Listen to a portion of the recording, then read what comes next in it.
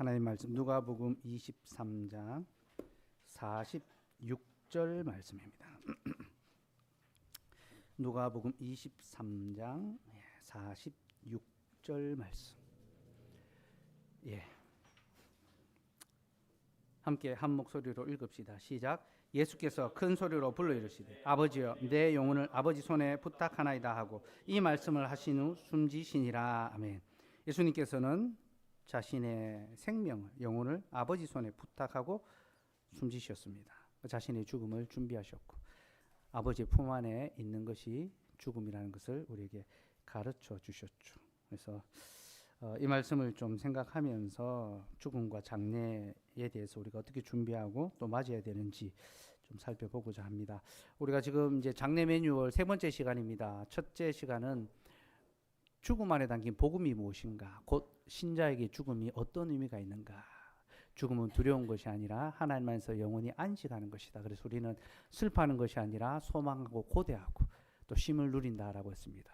그리고 둘째 번에는 그럼 어떻게 우리가 임종을 준비할 것인가.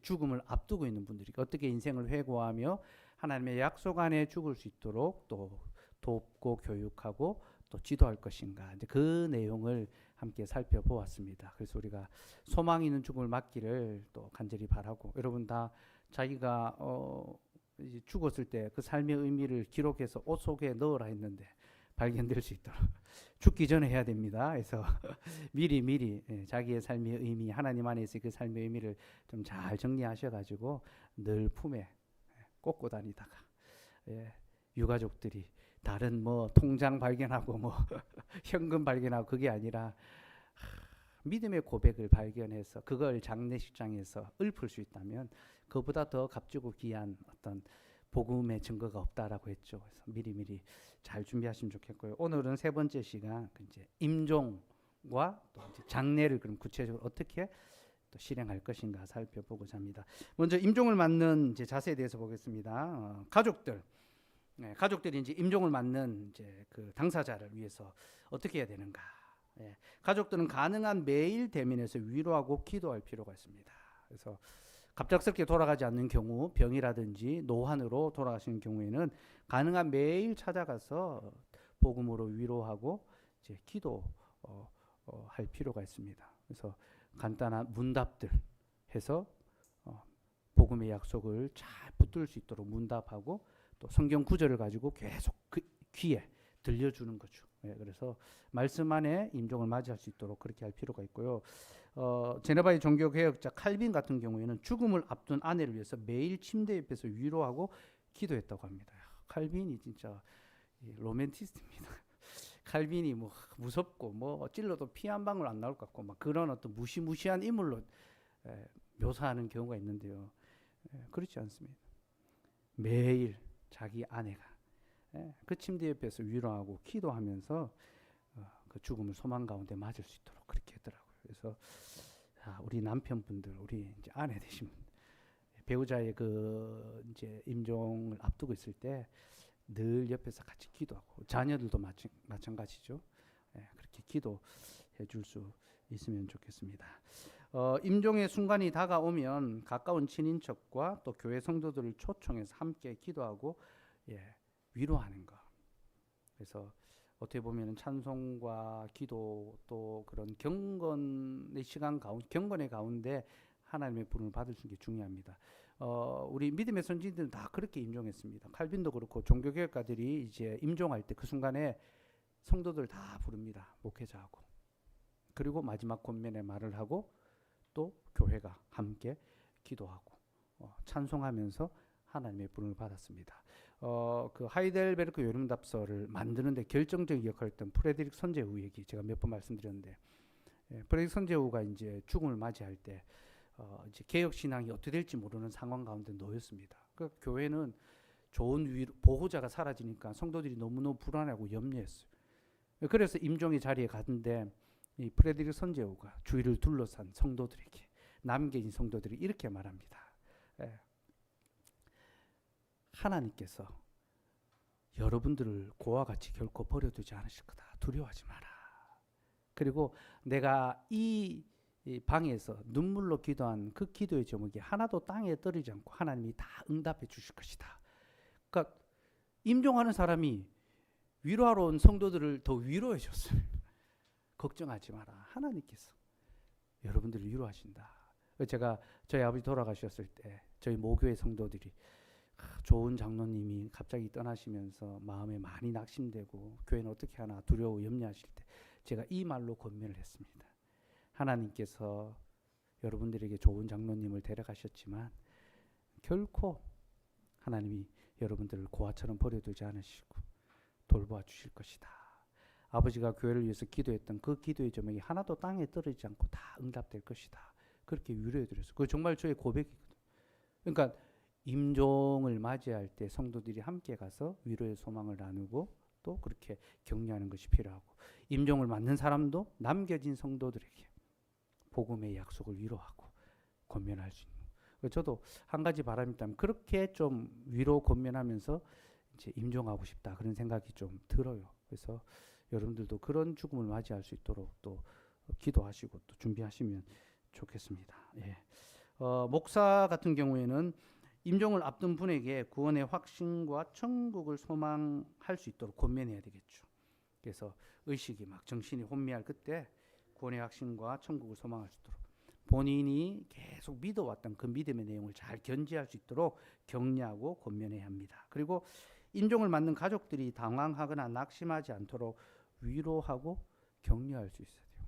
내 죽음이 이 낭만과 또 고통의 슬픔의 문제가 아니라 하나님 안에서 위로하고 평안할 수 있는, 그걸 위로하고 격려해 줄 수 있어야 되죠. 그리고 장례 준비에 대한 이제 재반 절차를 이제 설명하고 교육하고 기독교적으로 간소하지만 품위 있게 장례를 치를 수 있도록 그렇게 또 권면해야 합니다. 장례의식을 어떻게 치를 건지 의논하고, 장례의식의 결정은 유족들이 하는 겁니다.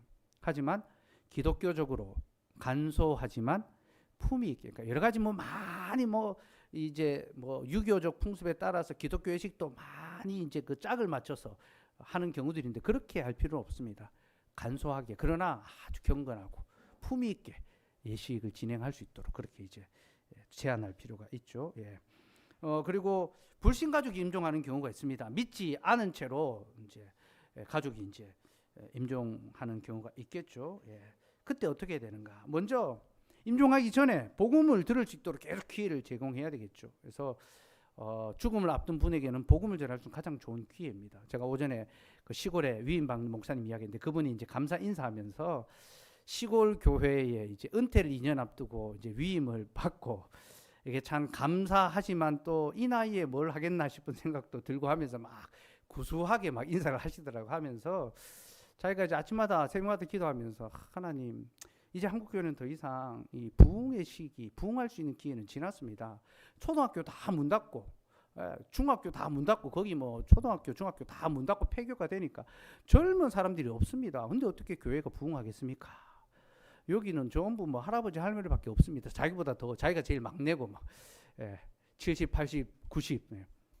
근데 기도하면서 이런 깨달음을 주시더래요. 그러니까 여기야말로 복음 전하기 가장 좋은 곳이다. 이제 인생 뭐 남은 거 뭐 있냐는 겁니다. 예수 믿고 천국 가자. 그 얘기밖에 할 게 없다면서. 그래서 자기가 이제 집집마다 돌아다니면서 형님, 누님들한테 예수 믿고 천국 가자는 복음을 전하겠다. 그게 자기의 소임이다. 하나님이 그 일로 나를 부르셨구나. 그렇게 고백을 하시더라고요. 그 고백이 얼마나 웃기면서 얼마나 감동스럽고. 제가 위임식 많이 가봤거든요. 동기 목사님 또 젊은 목사님 또 위임식 가서 저도 축사도 해보고 뭐 다 해봤는데요. 야, 이번 위임처럼 별 기대 안 하고 이제 시찰 안에 이제 교회니까 또 손님 없겠지 싶어서 시골 교회니까 그런 마음에 가서 좀 축하해 드려야지 하는 마음으로 갔는데 와, 눈물 콧물 흘리면서 막 은혜 받고 돌아왔었어요. 돌아왔는데 임종을 앞두고 있는 분들, 노년에 있는 분들에게 사실은 복음을 전할 수 있는 가장 좋은 기회입니다. 믿음을 갖고, 여러분들이 믿음을 갖고 복음을 전하셔야 됩니다. 이 일은 그 가족된 자에게, 먼저 가족에게 이 구원의 복음을 전할 수 있는 기회를 주셨으니까 힘써 그 복음을 듣는 기회를 제공해야 되고 또 목회자를 요청해야 되겠죠. 복음을 좀 제시해 달라고 그렇게 요청할 수 있어야 됩니다. 그래서 목사는 임종을 앞둔 불신자에게 복음을 전파하고 믿음을 가질 수 있도록 기도해야 합니다. 그가 믿음을 가질 수 있도록. 하지만 억지로 믿음을 강요해서는 안 됩니다. 그러니까 뭐 예전에 이제 우리 목사님들은 막 임종 직전인 분들에 가서 막 이제 사형리로 복음을 제시하고 이제 믿습니까 하고 막 믿는 다음에 따라하라 하고 영적 기도하고 다 막 그렇게 막 일사천리로 막 진행했습니다. 그 마음은 이해는 되는데 임종을 앞둔 분들이 정신이 혼미할 수도 있고 막 이제 경황이 없으니까 뭐 하라면 하라는 대로 뭐 따라하고 무의식 중에 할 수도 있습니다. 근데 마치 그런 게 이 사람 안에 믿음이 있다라고 그렇게 단정할 수는 없거든요. 그건 하나님만이 아시는 겁니다. 우리는 우리 할 일을 하는 거지 하나님이 하실 일까지 침범하면 안 됩니다. 선행 우리가 할 수 있는 데까지 하는 거지 하나님의 그 행하심까지 우리는 갈 수가 없어요. 구원은 하나님의 손에 달렸죠. 그러나 그 구원의 복음을 전하는 것은 우리에게 맡기신 겁니다. 그래서 복음을 증거하고 가능한 의식이 좀 있을 때 하는 것이 필요하겠죠. 먼저 가족들이 전하고 정말 복음에 대한 반응을 할 때에 또 목회자를 초청해서 복음을 전하고 기도하고 그리고 그 영혼이 하나님의 품에 있을 수 있도록 의탁해 드리는 거죠. 그럼 예수님이 십자가 위에서 우편 강도가 한편 강도가 어떻게 됐습니까? 그 자리에서 예수님을 영접했습니다. 임종 직전에. 근데 예수님이 그에게 뭐라고 하십니까? 오늘 내가 나와 함께 낙원에 있으리라. 와, 우리 주님은 십자가에서 죽으시면서도 한 영혼을 구원하셨습니다. 살리셨습니다. 이런 게 멱살 잡고 구원하는 거죠. 그죠? 멱살 잡고 끌어올리는 겁니다. 그 사망의 구렁텅이에서 끌어올리십니다. 이게 주님이 우리를 사랑하실 때 끝까지 사랑하시고 마지막 순간 포기하지 않고 불신 가족이 있는 경우에 오래도록 기도했지만 응답되지 않는다고 포기해서는 안 됩니다.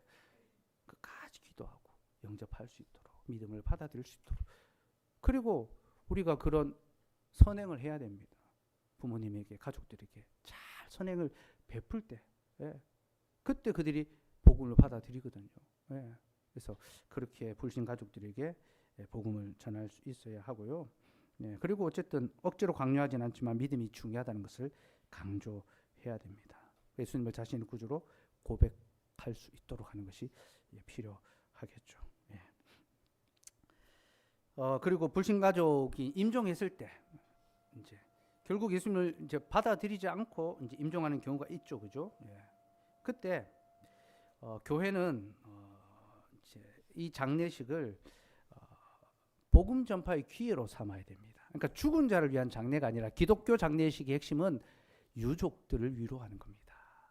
남겨진 가족들을 복음 안에서 위로하고 그들이 믿음 안에 굳게 설 수 있도록 해가는 것이 기독교 장례의 핵심입니다. 유교적인 장례는 망자를 중심으로 합니다. 그렇죠? 죽은 자를 위해서 뭔가를 막 계속합니다. 제사도 다 그런 한 1년의 과정이죠. 그러나 우리는요. 죽은 자를 위한 장례식이 아니라 산자, 남은 가족을 위해서 믿음의 가족을 위해서 장례식을 진행합니다. 그래서 여러분 기독교는요. 죽은 자를 위해서 기도하지 않습니다. 목사는 죽은 자를 위해서 기도할 수가 없습니다.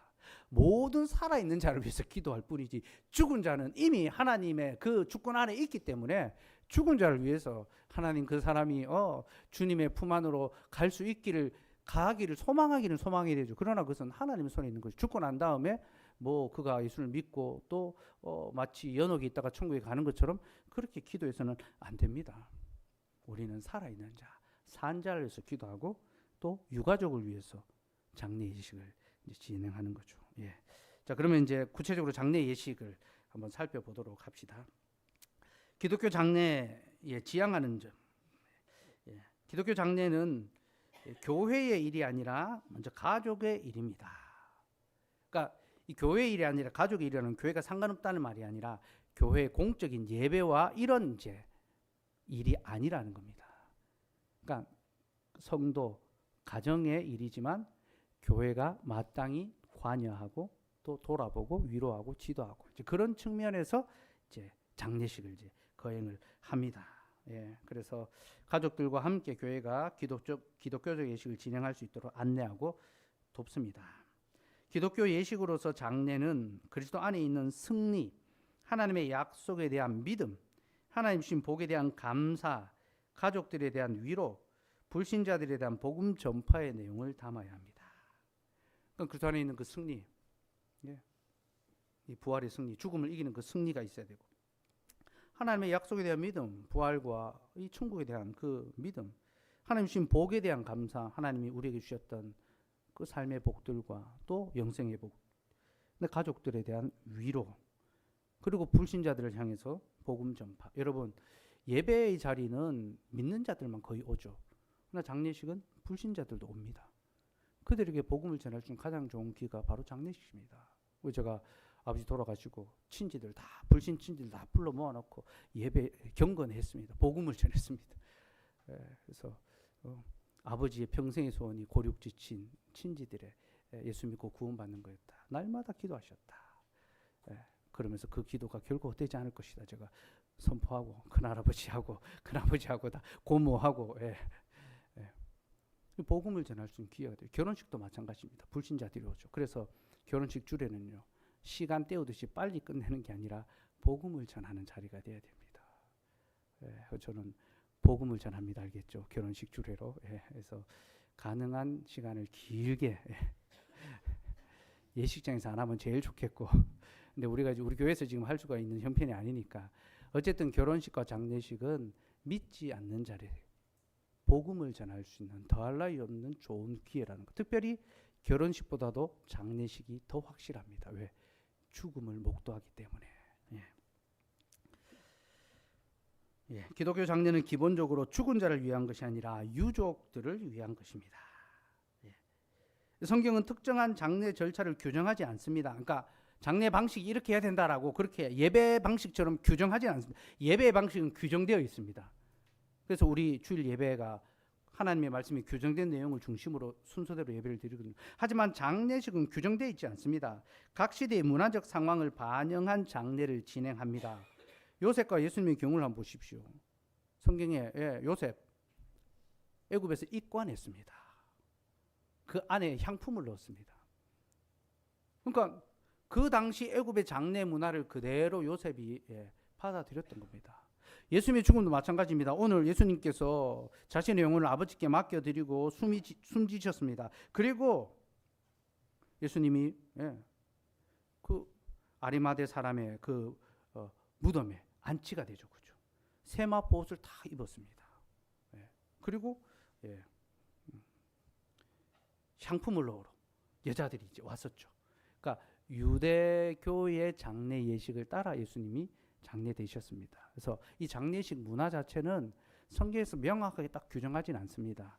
그 시대의 문화, 또 절차들을 고려하고 반영해서 장례식을 거행하는데, 중요한 것은 성경적인 관점에 따라서 장례식을 거행하는 거죠. 그러니까 성경의 원리를 따라서 장례식이 거행될 수 있도록 하는 게 필요합니다. 그럼 그 원리가 뭐냐? 첫째는 유족들을 위로하는 데 많은 관심을 두어야 합니다. 교회가 장례식을 할 때마다 제일 첫 번째로 둔 것은 유족들을 위로하는 겁니다. 그래서 죽은 자의 가족과 친구들에게 위로와 지원을 제공하는 기회로 삼아야 됩니다. 그들을 복음 안에서 위로하고 또 그들에게 필요한 것을 지원해 줄 수 있는 그런 기회가 되어야 되는 거죠. 어떻게 지원합니까? 조의를 표합니다. 위로의 마음을 전하는 거죠. 그리고 고인과의 추억을 되돌아보고 회고하는 것. 이것도 위로의 어떤 과정들이 되죠. 아버지 어떤 옛적 시절과 또 살았던 삶을 같이 나누면서 추억을 회고합니다. 그리고 유족들에게 실질적인 도움과 지원을 하는 것을 중요하게 생각했습니다. 지금 필요한 게 뭔가, 봉사가 필요한가, 물질이 필요한가, 이걸 잘 살펴서 지원해 줄 수 되죠. 그래서 유족들을 위로하는 것이 첫 번째다. 둘째는 인생과 죽음에 대해 숙고하는 기회로 삼아야 합니다. 기독교 장례는 자신의 삶의 의미와 죽음에 대해서 깊이 돌아볼 수 있는 그런 기회가 되어야 되는 거죠. 그래서 인생의 의미가 무엇인지, 또 죽음의 현실, 죽음이 갖는 그 비참한 현실이 무엇인지, 그러나 그것을 넘어서는 영생의 소망, 약속의 소망이 무엇인지를 돌아보고, 우리 신자들은 바로 이 죽음에 이르러서야 참된 믿음의 가치를 발견하는구나. 그걸 깨달을 수 있는 그런 기회로 삼아야 되겠죠. 이렇게 하려면 말씀과 기도와 찬송, 경건의 이 시간을 통해서 하나님의 위로와 또 복음의 약속들을 되새기는 겁니다. 그리고 죽으신 분의 생애와 유산을 추모하는 거죠. 예. 그래서 믿음 안에 돌아가신 분의 그 삶의 생애를 탁 더듬어서 발자취를 더듬어서 추억하고, 그리고 유산, 돈을 얼마나 남겨내는 것이 아니라 신앙의 유산이죠. 그죠? 제가 아버지 돌아가시고 뭐 남겨놓은 유산은 뭐 없고, 예. 믿음의 유산이 참 많더라고요. 그게 얼마나 감사하고 이게 더 귀한 것이구나, 하늘의 상급이 더 크구나, 정말 실질적으로 느낄 수가 있었습니다. 그 믿음의 유산을 잘 또 되돌아보는 것, 이것이 필요합니다. 셋째는 교회 공동체 연대를 강화하는 기회로 삼아야 합니다. 장례는 가족과 친구와 지역사회 구성원이 하나로 묶이는 기회를 제공하잖아요. 그죠? 그래서 결혼식은 좀 덜하지만 장례식은 가능하면 다 오려고 합니다. 한번 가보려고 합니다. 위로하려고 합니다. 그게 우리 이제 사람들의 마음에 남은 기본적인 정서거든요. 그러니까 장례라는 것은 죽은 사람을 통하여 남아있는 살아있는 자들이 연합되고 함께 묶이는 이제 그런 역할을 합니다. 교제할 수 있는 기회를 제공하는 거죠. 그래서 저도 이번에 뭐 20년 뭐 전에 만난 이제 후배들하고 다 만나가지고 하면서, 야, 이제는 이렇게 장례식 있어야 만나는구나, 그렇게 이야기했는데 정말로 그게 맞아요. 장례식을 통해서 같이 만날 수 있는 거예요. 그리고 성도들은 함께 위로하잖아요. 함께 찾아가잖아요. 성도의 교제를 함께 나누고 위로를 함께 나누는 가장 핵심적인 순간이 바로 장례식이 됩니다. 그래서 성도의 연합과 교제가 우리는 장례식에서 매우 실제적으로 일어나고 있다. 예. 그래서 로마교회는 이 장례식도, 예, 성례 안에 넣었잖아요. 7성례라고 해가지고, 예, 장례, 예, 그 종품 성사라고 합니다. 임종하는, 예, 이제 임종하는 그것도 성례라고 그렇게 했거든요. 근데 이건 비성경적인 거죠. 성례는, 예, 세례와 성찬, 이 두 가지밖에 없거든요. 예, 그래서 말씀에 규정되지 않은 것은 성례로 여기지 않지만 성례에 준하는 그런 의미가 있다. 이제 그걸 좀, 예, 기억하시면 좋겠고요. 예, 그리고 장례 중이나 후에 또 접대하고 식사를 제공하죠. 그리고 조의금을 또 드립니다. 그죠? 그래서 상호 섬기고 서로, 예, 사랑하는 겁니다. 그죠? 그 물질적인 필요를 채우고, 예, 그리고 식사를 제공하고. 그러니까 장례장 가면 꼭 밥을 먹어야 됩니다. 밥 한 끼 하고 밥을 먹어야 이야기할 수 있거든요. 아버지 장례의 마지막 날에 발인할 때 늦게 이제 멀리서 오는 분들이 막 급하게 왔더라고요. 우리 저 춘천에서, 예, 마지막으로 온 손님 문상계, 예, 우리 춘천에서 그렇지, 병수 형제. 갑자기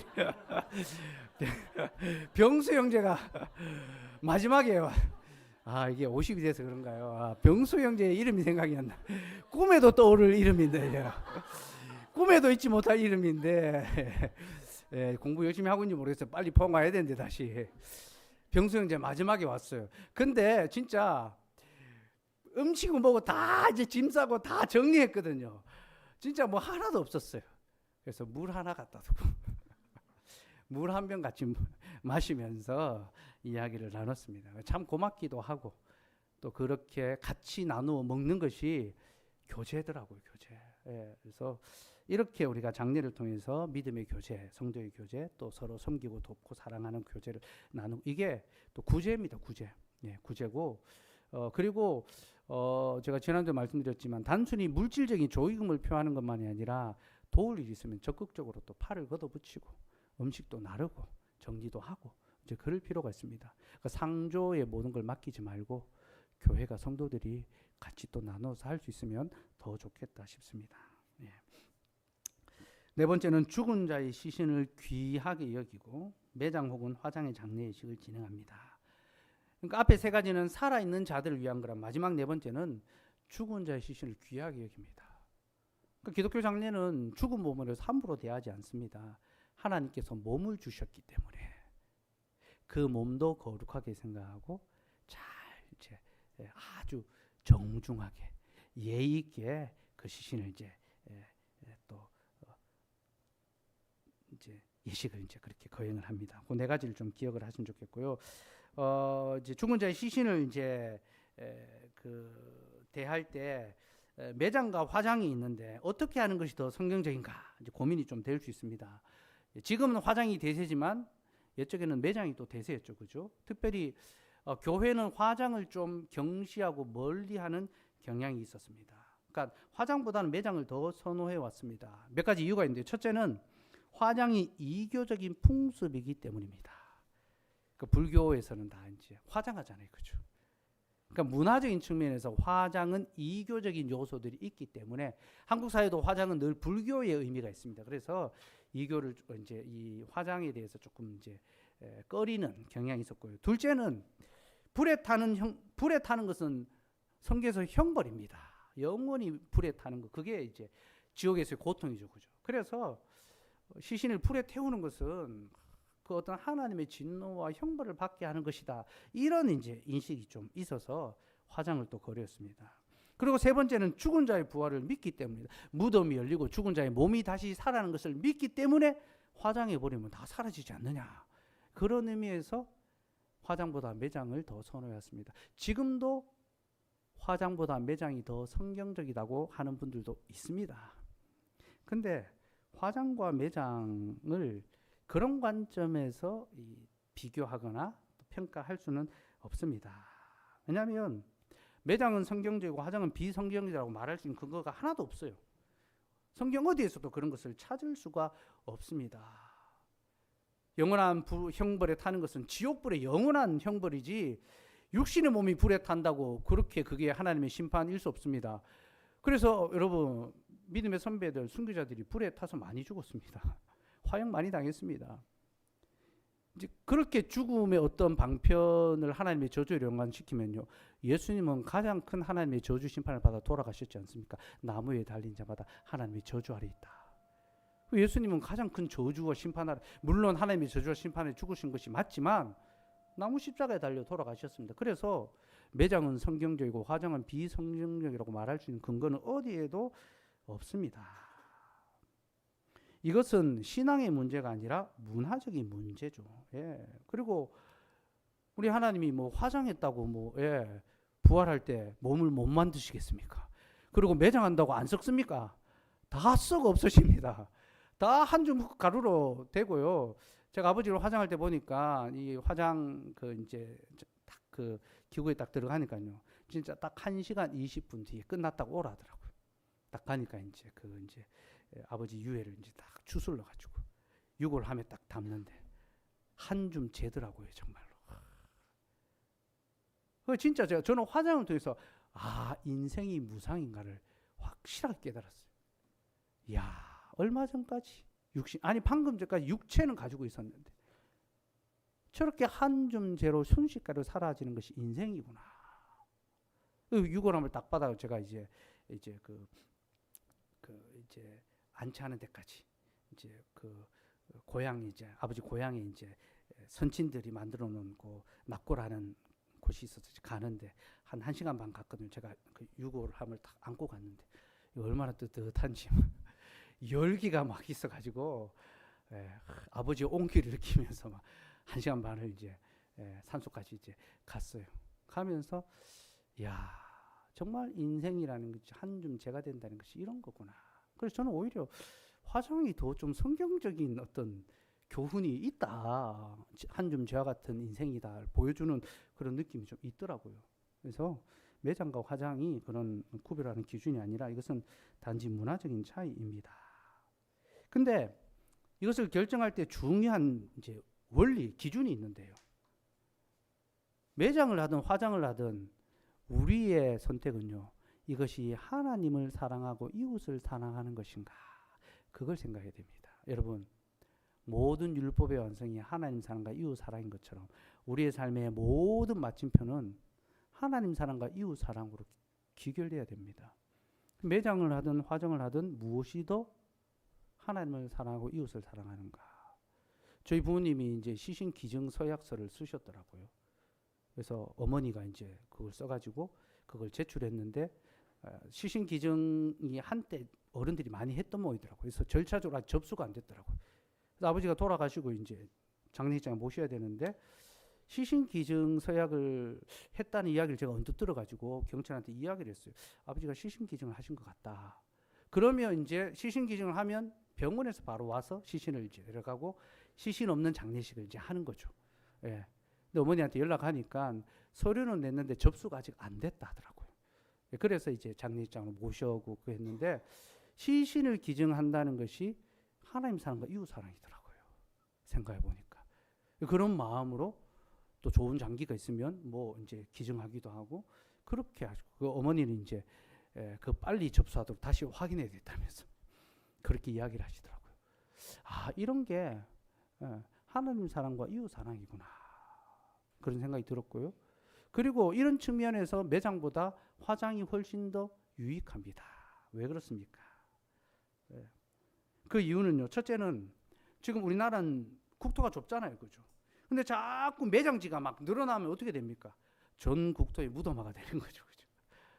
매장할 데가 없습니다. 그러니까 우리의 후손들이, 우리의 이웃들이 살아갈 수 있도록 해줘야 되는데 그런 측면에서 화장을 하는 것이 더 좋지 않을까 싶고요. 그리고 묘지가 막 곳곳에 생겨나면요. 이것 자체가 자연 훼손입니다. 나무를 쳐야 되고, 저희 아버지 그 이제 문중의 선산은요, 진짜 그냥 산 임야를 사가지고 그걸 문중 이제 선산으로 만들었는데 처음에 할아버지 장례할 때는요 길이 없었어요. 그 상해꾼들 앞에 도끼를 든 분들이 나서가지고 나무를 치면서 길을 만들어서 상해를 올렸던, 한 그게 이제 30년, 40년 전이니까 그렇게 올라갔던 기억이 납니다. 그러니까 멀쩡한 산을 이제 다 이제 나무를 치고 깎아서 이제 그렇게 이제 매장지를 만드는 거죠. 이 자연훼손하는 겁니다. 이건 별로 유익할 게 없습니다. 그리고 세 번째는 장례 비용을 절감하고 예식의 간소화. 매장을 하게 되면 비용도 많이 들고 또 절차도 굉장히 복잡습니다. 근데 화장을 하면 남은 가족들에게 굉장히 절차도 아주 간소해지고 비용도 적어질 수 있죠. 그래서 아버지를 낙골당에 모시느냐 또 문중 고향 땅에 모시느냐 이걸 가지고 막 고민을 많이 했는데요. 문중 땅에 굳이 모실 필요가 있겠나. 왜냐하면 아버지의 몸은 이미 하나님 아버지 품에 계시니까 꼭 그럴 필요 없겠다. 그냥 낙골당에 모셔도 되겠다. 그래야 우리가 뭐 찾아가기도 좀 쉽기도 하고 가까이 있으면 좋겠다 싶었는데 비용이 비싸더라고요. 낙골당 하는데 그 좋은 층수는요. 이게 아파트처럼 이게 이제 뭡니까 아파트에 이거 이 황금 그 층이 있잖아요, 그죠? 로얄티 붙는 그 층이 있더라고요. 그런 층은 뭐 200만 원, 300만 원 하고 제일 꼭대기 제일 밑에는 뭐 이제 기본 요금 70, 80만 원, 뭐 100만 원 이렇게 시작하는데 최소 150 이상부터 하더라고요. 돈이 많이 들더라고요. 근데 문중의 선사는 이제 다 만들어 놔서 그냥 이제 안치하는 그 비용만 조금 지불하면 되더라고요. 그래서 그렇게 이제 하기로 결정을 했습니다. 그러니까 비용을 절감하는 것도 중요합니다. 그 비용을 절감해서 다른 데 또 쓸 수 있잖아요. 그렇죠? 그래서 그런 거를 고려를 해서 이제 유족들이 또 잘 설득해야 됩니다. 여러 미신적인 요소들이 알게 모르게 들어와 있거든요. 그래서 아버지를 좋은 데 모셔야 되는데 어머니를 뭐 그렇게 할 수 있냐. 살아 계실 때 잘하시. 돌아가신 다음에 무슨 그렇게 좋은 데를. 그래서 그런 것들을 잘 고려해서 우리가 이 그 이제 고인의 그 육신을 함부로 훼손하지 않냐고 귀하게 여기지만 그러나 또 하나님 안에서 안식하는 것을 소망하면서 또 하나님 사랑과 이웃 사랑을 실천할 수 있는 장례, 매장 할 수 있도록 여러분들은 여러분의 그 육체를 처리할 방법을 미리 다 갖고 계셔야 됩니다. 알겠죠? 시신을 두고 가족들이 싸우지 않도록 매장하냐 화장하냐 뭐 싸우지 않도록 저는 말씀드렸습니다. 교회장으로 하라고. 교회가 이제 땅을 사면 교회 텃밭에 저는 교회와 함께 여러분과 함께 영원히 싫으십니까? 저는 진짜 수목장 뭐 이런 것보다도요 교회장이 제일 좋은 것 같아요. 예? 중세교는 땅이 이제 파묻은 거고. 그렇게 하면 좋겠다 싶은 생각이 있습니다.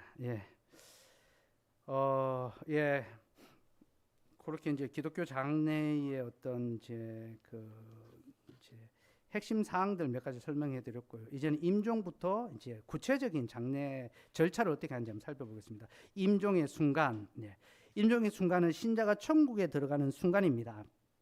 하지만 가족들의 마음은 아프고 힘들 것입니다. 따라서 가족들의 마음을 안정시키고 예수 그리스도를 의지하며 믿음의 확신에 굳게 설 수 있도록 권면해야 합니다.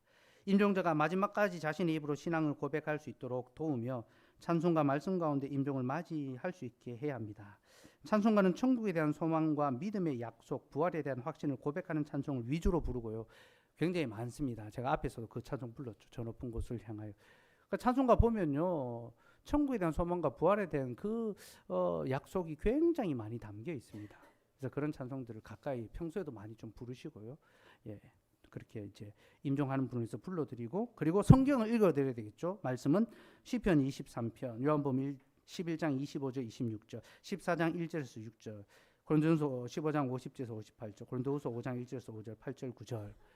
그래서 부활과 천국에 대한 소망을 같이 그렇게 읽어드리는 게 필요합니다. 나중에 제가 그 임종 때 질문 그리고 읽어드릴 성경에서 매뉴얼로 하나 만들어 드리겠습니다. 예.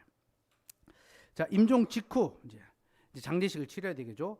장례식장에 시신을 안치한 후에 유가족들을 위해서 위로 예식, 위로 예배라고 뭐 하는데 공적인 예배는 아닙니다. 교회는 예배라는 명칭을 함부로 쓰지 않고 온 언약 백성이 다 함께 모여 하나님께 예배하는 이 공예배를 예배라고 부릅니다. 나머지는 경건회 혹은 뭐 그냥 위로식 그렇게 하면 됩니다. 그래서 제가 저희 교회 이제 장례를 하면 뭐 위로 예배, 입관 예배 이렇게 하지 않고 위로식, 입관식, 뭐 발인식 그렇게 이제 하려고 합니다. 그리고 뭐 요즘은 이렇게 하는 분도 있어요. 뭐 천국 환송 예배. 그러니까 이제 신자의 죽으면 천국에 가니까 천국 환송 예배 하는데 그것도 썩 그렇게 환송 뭐 이제 위로해야 되는데 너무 대놓고 환송 뭐 이렇게 하는 게 약간 이제 물론 그렇게 하는 분들은 또 의미가 있겠지만 그래서 아주 이제 심플하게 그냥 위로회 또 뭐 입관식, 발인식 그렇게 표현하면 좋을 것 같습니다. 어쨌든 이제 임종을 맞은 그 가족들에게 위로의 말씀을 전하고 영생과 부활에 관한 교리를 전파함으로 육적인 슬픔을 영적인 기쁨으로 변화할 수 있게 해야 합니다. 그러니까 임종 직후에는 어쨌든 죽음에 대한 위로와 부활에 대한 소망을 이제 가족들에게 전하는 위로와 복음입니다. 그리고 빈소를 마련하죠. 빈소를 마련하고 이제 영정 사진을 딱 세웁니다. 영정 사진을 세우고 문상객을 맞이하죠. 문상객은 국화꽃을 영장이 아닙니다. 영상 앞에, 그 사진 앞에 영정 앞에 딱 이제 헌화하고 잠시 하나님의 위로를 구하는 기도를 합니다. 잠시 기도하셔야 됩니다. 너무 오래 기도하시면 문상객들은 많이 오고 이제 유가족들은 계속 이제 그 맞이해야 됩니다. 근데 한참 기도하면요, 본인 마음은 이해되지만 잠시 기도하고 문상하고 위로하는 거죠. 그리고 유가족들과 인사하고 절할 필요 없습니다. 인사하고 나오면 되고요. 영정 사진 앞에 절을 하거나 촛불을 켜거나 향을 피우는 일은 하면 안 됩니다. 그래서 우리는 영정 앞에 절하지 않습니다. 유가족들하고는 절을 할 수 있습니다. 가족들이 절을 이제 하려고 하면 그는 서로 이제 사람 대 사람으로서 인사하는 거니까. 하지만 영정 사진 앞에서는 절하지 않고 촛불도 켜지 않고 향도 피우지 않습니다. 그리고 이제 입관식을 하죠. 입관식은 통상적으로 임종 후에 24시간이 지난 후 이제 그 다음 날 진행합니다. 목사는 경건회를 통해서 위로의 말씀을 전하고 고인의 삶에 대한 회고와 죽음과 부활에 대한 복음의 약속을 전파합니다. 그러니까 위로하는 시간은 유가족들 위한 거라면 이 입관은 유가족들과 함께 이제 문상객들까지 친지들과 이제 성도들까지 포함되는 거죠. 그래서 이 부활의 소망을 함께 나누는 것과 함께 고인의 삶에 대한 믿음의 삶을 살아오셨다면 이것을 회고하는 것이 필요합니다. 그리고 경건회를 마친 후에 문상객들에게 감사를 표하고 유가족이 인사를 할 수 있도록 그래서 감사 인사를 전하면 그때 또 이제 고인에 대한 잠시 이제 어떤 회고의 말을 이제 전할 수 있겠죠. 저도 그 장례를 인도하는 목사님께 원래 저는 아버지 장례는 제가 하고 싶었었거든요. 그렇게 준비해야 되겠다 싶었는데 갑자기 가셔가지고 또 저희 이제 모교회 목사님이 하시는 게 또 의미가 있겠다 싶어서 했는데 그 입관 이제 식이 끝나고 제가 인사하겠다고 부탁을 드렸고 인사를 제가 길게 설교처럼 아버지 되는 회고를 그때 참석한 우리 성도도 있어요. 윤아름 성도는 목사님 뭐 인사를 그렇게 오래 설교처럼 오래 설교했습니다. 설교 그 회고를 통해서 아버지 그 신앙과 또 믿음의 삶을 함께 좀 나누고 싶고 위로하고 싶었거든요. 이제 그렇게 회고하는 것이 필요하고 남은 장례 일정에 대해서 공지할 필요가 있죠. 그래서 여러분 잘 기억해 놓으세요. 그때 되면 막 정신이 없고 경황이 없을 수 있습니다. 그래서 그렇게 남은 일정을 또 공지할 수 있도록 이런 게 필요하고요. 그리고 이제 실제로 입관식, 그러니까 이제 그 돌아가신 분의 시신의 이제 베옷을 입히고 마지막 인사를 하거든요. 그래서 그 입관식은 이제 가족들 중심으로 하면 좋습니다. 근데 또 뭐 교회 장로님이나 이렇게 오래도록 또 이제 교회 성도들 교제했던 분들은 또 같이 이제 가는 것도 필요한데 입관식 하는 그 장소 공간은 제한적입니다. 그래서 일단은 가족들을 이제 중심으로 또 입관할 수 있도록 인사할 수 있도록 하고 이제 유럽의 문화, 외국의 문화는 이제 왜 그 시신을 딱 안치하고 딱 단장을 한 후에 다 보잖아요, 얼굴을. 그것도 의미는 있는 것 같아요. 그게 이제 입관이거든요, 우리로 치면. 그래서 이제 필요가 있다면 교회 성도들이 또 인사하고 그렇게 하는 것도 괜찮을 수 있겠다 싶긴 합니다. 그래서 그렇게 이제 그래서 우리는 교인들이 와서 인사하면 좋겠습니다 하면 그렇게 하고 저는 나중에 다 인사하셔야 됩니다. 제가 먼저 줄지 여러분이 먼저 줄지 모르지만 그죠? 인사하는 게 또 괜찮을 것 같습니다. 그리고 그렇게 입관할 때 고인이 보던 성경책하고 찬송가를 막 이제 관에 집어넣는 경향이 있습니다. 그렇게 이게 이제 옛날 문화예요. 유교적 문화. 그래서 입었던 옷하고 뭐 집게하고 관 속에 넣고 또 불태우고 막 이런 게 있거든요. 저희 할머니가 돌아가셨을 때 할머니가 보던 성경책을 관 속에 같이 넣었던 기억이 있습니다. 근데 이거는 이교적인 문화고요. 성경책을 왜 관 속에 넣습니까? 우리 아버지 성경책 제가 왜 들고 우리 아버지가 남기신 유산 제가 들고 와가지고 깨끗하게 닦아가지고 제가 감사하게 잘 보고 있는데 남겨둔 성경책, 그 성경책에 또 밑줄이 그려질 수 있고 메모가 기록될 수 있겠죠. 이게 얼마나 진짜 좋은 믿음의 유산입니까, 그죠? 가족들이 보관하고 또 계속 이어보는 것이 좋습니다. 그래서 이런 문화는 지양하고 하지 않도록 하고 불에 태울 필요도 없습니다. 성경책 불에 태우지 마십시오. 그래서 불에 태우지 않습니다. 그렇게 하고 입관 후에 이제 상주는 상복. 원래는 입관 후에 상복을 입더라고요. 근데 요즘은 이제 장례 시작되면 바로 상복을 입습니다. 근데 입관하고 나면 이제 표식을 합니다. 입관을 했다라는. 그래서 완장을 차죠, 그렇죠? 근데 이제 교인들 같은 경우에는 간단한 표식만 하면 됩니다. 팔에 이제 완장을 차는 그 정도 하면 되고 모자를 쓰고 막 이런 경우도 있어요. 안 한다고 해야 됩니다.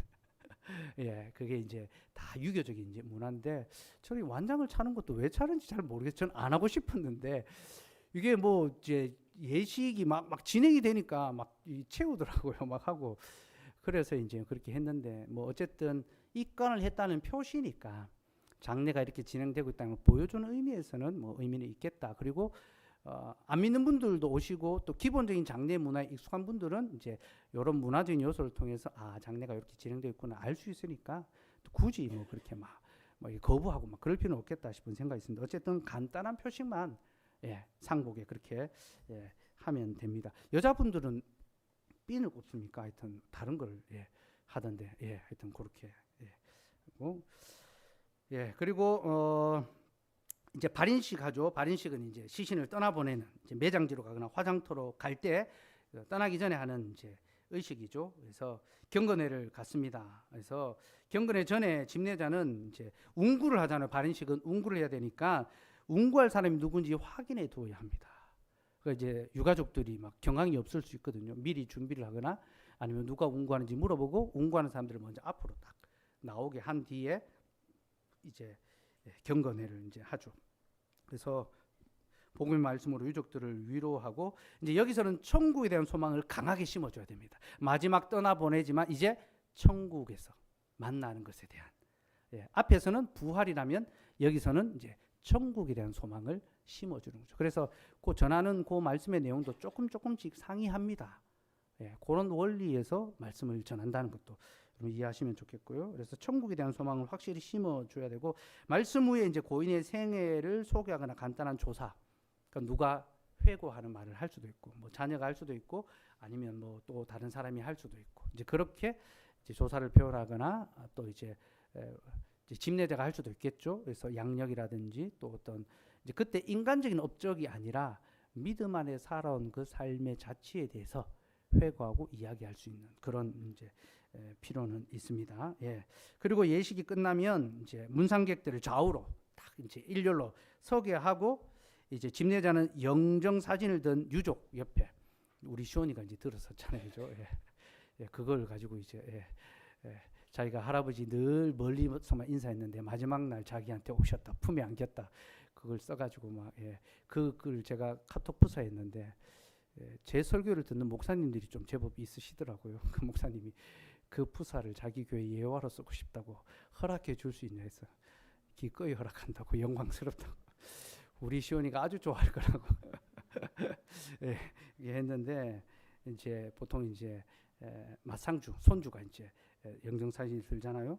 그래서 목사는 그 옆에 서고, 그리고 이제 운구를 하고, 그 다음에 상주 가족들 또 문상객들이 따라올 수 있도록 그렇게 이제 안내를 합니다. 제가 발인식 할 때 이렇게 설명 안 하더라도 여러분들이 그 상황을 이해하고, 우리는 또 이제 젊은 분들이 많으니까 장례식장 가서 어떻게 해야 될지 모르고 막 우왕좌왕할 수 있습니다. 그래서 문상하는 순서부터 발인하는 그 모든 순서의 그림을 잘 그리시고, 좀 아주 이게 품이 있는 거예요. 질서 있게 일사불란하게 다 그렇게 이제 움직이면 좋겠습니다.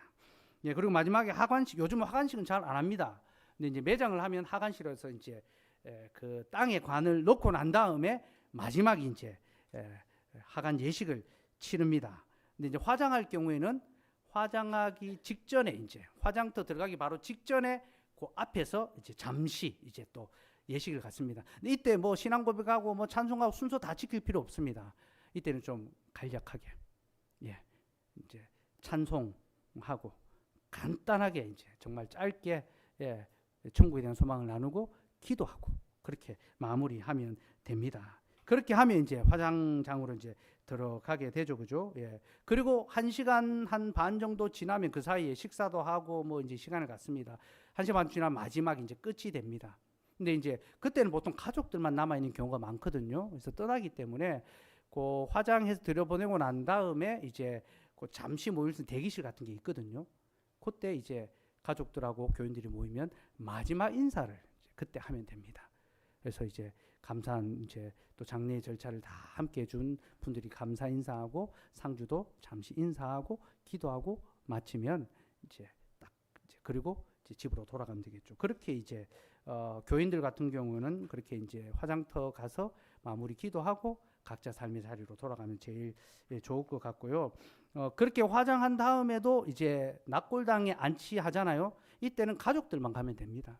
그래서 가족들끼리 서로 기도하고 위로하고 낙골당에 안치하거나 또 매장을 하는 경우, 혹은 이제 화장을 해도 이제 선산이 있으면 요즘은 그 매장이 아닌데 매장처럼 그렇게 딱 뭐 돌로 딱 덮는 그게 있더라고요. 그 무덤에.